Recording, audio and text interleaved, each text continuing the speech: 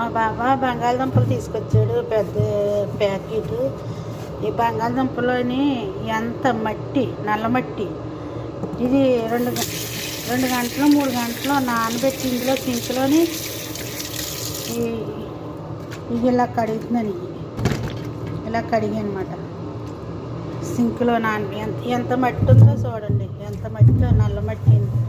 అదంతా మట్టే. ఈ మట్టితోనే మనం కడుక్కోకుండా కానీ ఫ్రిడ్జ్లో పెట్టామనుకోండి, ఇది ఏమవుతుందంటే మనం చెక్కేటప్పుడు బంగాళదుంప నల్లగా అంటుకుపోతుంది.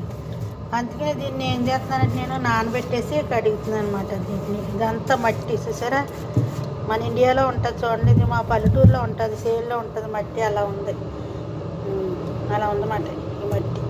వీటిని కడుగుతున్నాను. 2 గంటలు అయింది నానబెట్టి. శుభ్రంగా ఊడొచ్చేసింది మట్టి అంతా. అక్కడ ఊడొచ్చేసింది. ఇక్కడ పోతే నల్ల మట్టి లేకపోతే